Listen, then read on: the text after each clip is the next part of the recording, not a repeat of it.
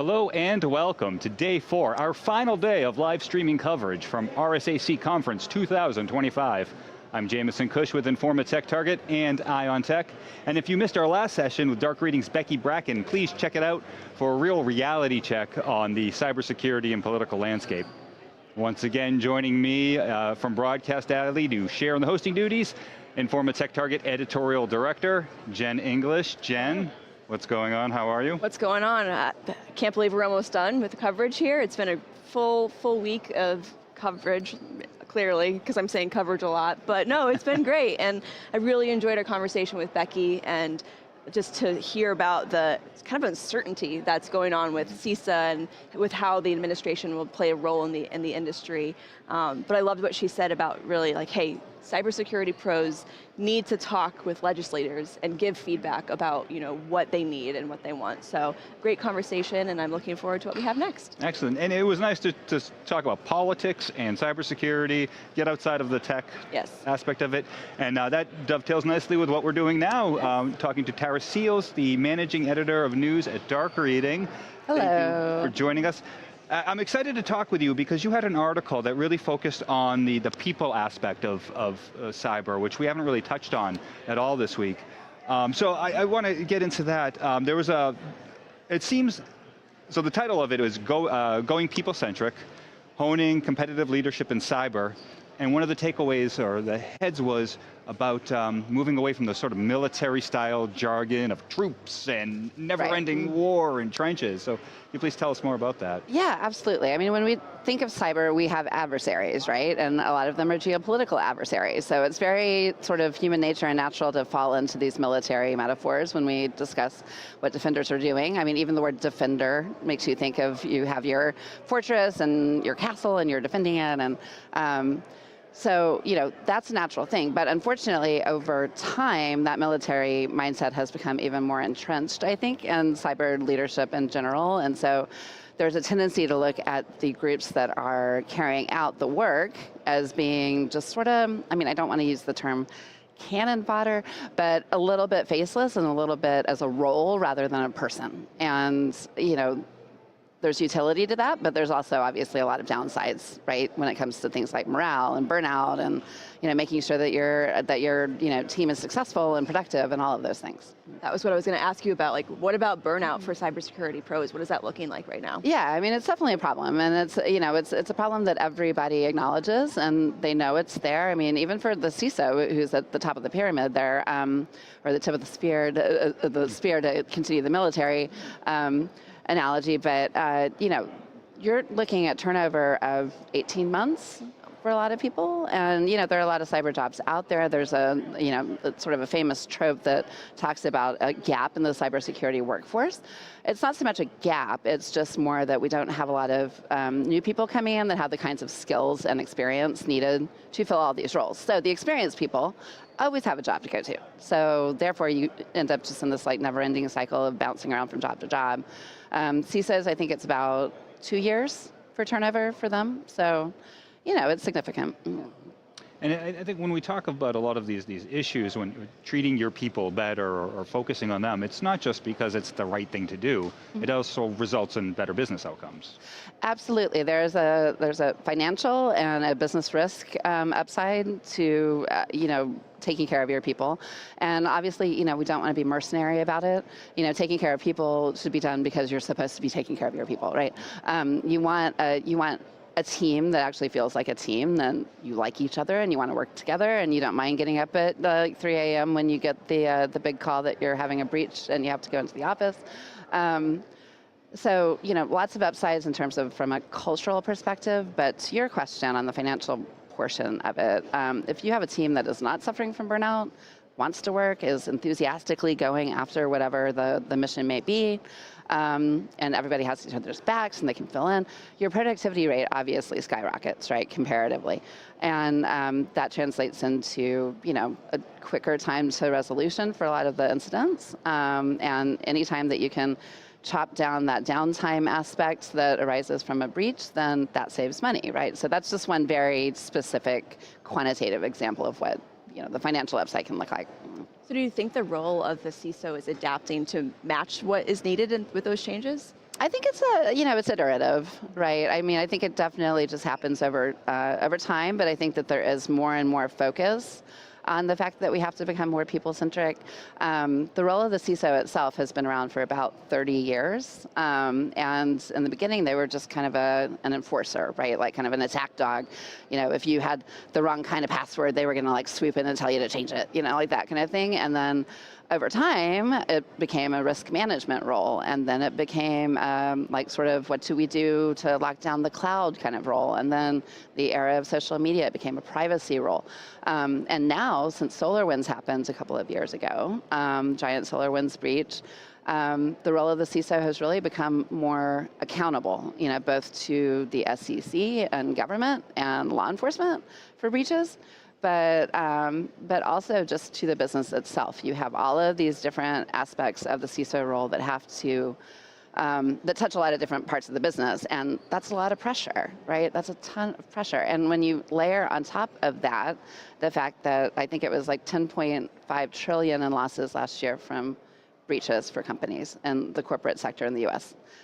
I mean, that's a lot of pressure on the CISO's shoulders, right? So with that in mind, you have to shift how you're looking at everything. You have to be more empathetic. You have to be a little bit more like, this is not an automaton, a super soldier that can just go in there and, kick ass. Can I say ass? Right. Towards you too. So, yeah. So anyway, yes. Yeah. So hopefully that answers your question. Absolutely. And two, I want to get into the role that uncertainty plays in some of this burnout. Yeah. Because it seems like, we're just talking with Becky Bracken, your colleague, earlier, there's a lot of uncertainty in the market around the political landscape, the changes of AI. We were talking about quantum preparedness. So that layered upon, you have an organization that is focused on, not on the people, but on pressure and fighting and numbers and KPIs. I mean, I can imagine that it creates just a vile stew of burnout.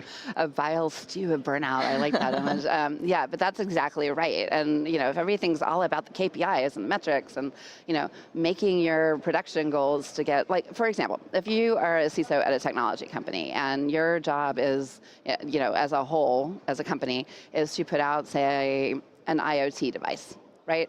The cybersecurity portion of that, they have to make sure that those IoT devices are patched and that they don't have a lot of like coding errors in them and like all of these other things.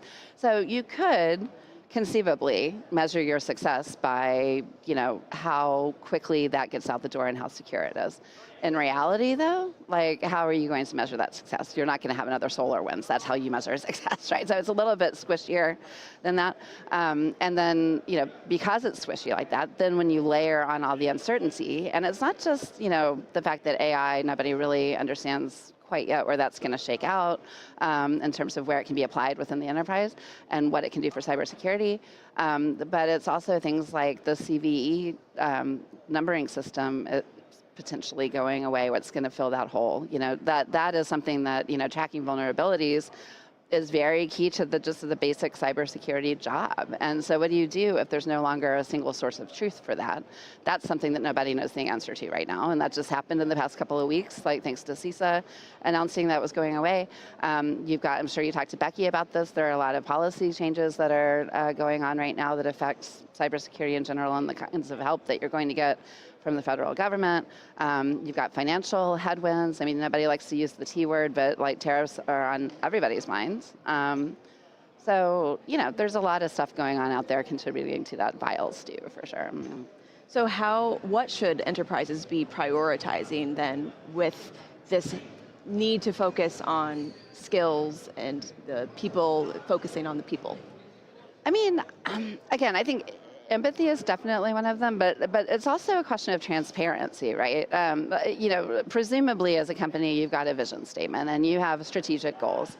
You have to be able to communicate what those are to everybody in the layers below, right? And you have to be able to clearly communicate why it's important to reach those goals, how they factor into that process, why it's important, and why they should care. And I think also when you have headwinds, like what we were just talking about, you have to be realistic about those too, and say like financially right now, like things are a little dicey, or maybe we don't know like how we're going to roll out AI and how that might change your job, but this is coming. Just be clear about what you don't know too, and don't try to have this veneer of everything's fine, everything's good, don't worry about it, just go do your job. It's like you have to be accountable basically for what their jobs are. So. And do you think this message is resonating? Yeah, TBD. I feel like really so much of this is new when we're talking about a lot of the uncertainties that we're discussing. So, maybe next year we'll have a better picture of whether this is becoming canon in terms of leadership approaches. I don't know. The people that I've talked to here at the show, though, I have asked them about this, and they do see the wisdom in it, but at the same time, technology is still so locked into that metrics-first approach, and security in general is still locked into that military mindset. So it's it's going to take a lot, but I think we'll get there eventually because we have to, right? So on the flip side, if you have security pros who are trying to get this experience, and it's kind of this cyclical issue of we can't get into the job market, what is your advice to them right now? I think upskilling is definitely something that I hear a lot about when I talk to people. If your expertise area might be in something that's cyber adjacent, there are certifications that you can get. There are ways that you can join mentoring programs. And that's another thing with leadership too. Offer mentoring options, to people that are cyber adjacent, not just to the people that are in the actual cyber division. So, I would also say that it's really important to talk amongst your peers and to come to conferences like this and learn everything that you can and make connections. Everything is always about connections, even now. We are, again, people-centric, really, at the heart of things, even though that might not be playing out in practice and mindset just quite yet. Excellent. So this is always our final question. The final question of all of RSAC. What were some of your takeaways from the show? Well, aside from like the human stuff that we were just talking about, I would say that on the AI front, definitely we're looking at more sort of step changes rather than revolutions in terms of how AI is being deployed. So you're having it not necessarily in a novel use case, and that's not necessarily attracting all of the investment and the buzz and the interest. It's more, how can it help us with things we're already doing? And that's a different conversation than we were having a year ago at the show, for sure. So that was interesting. The other thing is just in the startup culture, I don't know if you were able to find out anything about the Innovation Sandbox, for example, or Arsenal, which are two things they do here at the show, ostensibly for startups. And a lot of familiar names in there, a lot of people that have already had their series A, B, C, D, that are participating in this. Where are the Zuckerbergs with the dorm room ideas that are getting funded? There's a dearth of that, and that kind of surprised me as well. Excellent. Well, thank you so much. Yeah. Thank you, guys. Thanks for having me. I appreciate it. Yeah. Well, we appreciate you making the time and sharing your expertise with us. Absolutely. Thank you. And thank you to Jen. Thank you. For sitting here all week. It was a pleasure. And co-hosting. Yes. Happy to do it. Next year? We'll see. Okay, we'll see. I'm game. Well, we'll see if the crew agrees. Thank you to our wonderful crew here in San Francisco, Frank Emby, our colleagues at Informa Tech Target, and thank you for watching. Please remember to like and subscribe, and we'll see you next year.